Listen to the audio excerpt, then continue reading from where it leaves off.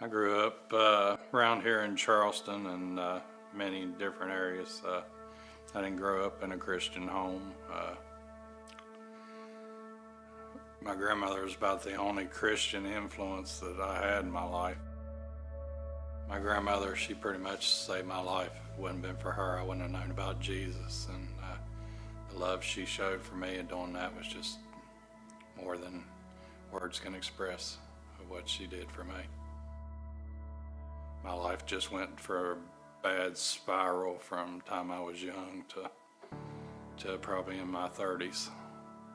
I started out probably in high school. I got into drugs and just looking for something to fill that hole that the Lord fills, and I couldn't find it with anything.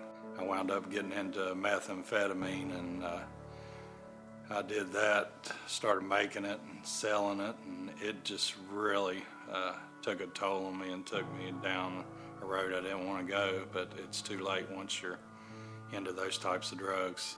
My brother was in with me, and he took it, and it wound up, he had a brain aneurysm, and it killed him, and that really took a toll on my life, and it made me think about where I was going and what was headed out in my life. And shortly after that, I wound up getting arrested for methamphetamine and went to jail.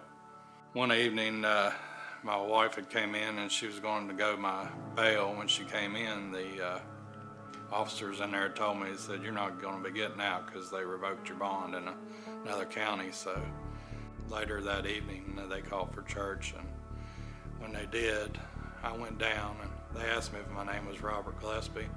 I said, "Yeah, it was." They said, "We were down here a little while ago praying with your wife," and at that point I knew that the Lord had answered my prayer.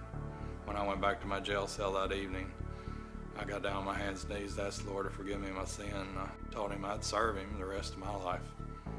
The judges, when I got to sentencing, were very surprised that I hadn't had any rehab, and what they didn't know is I had all the rehab I needed. The Lord was my rehab. And my whole life's changed from that point on. I've had my own heating and cooling company now. We've been in business for about 5 years now. I've done heating and cooling the biggest part of my life, but my own business for 5 years, and I kind of use it as my ministry, and I minister. I have lots of elderly people that I take care of, and I try to do them right and do what the Lord would want me to do.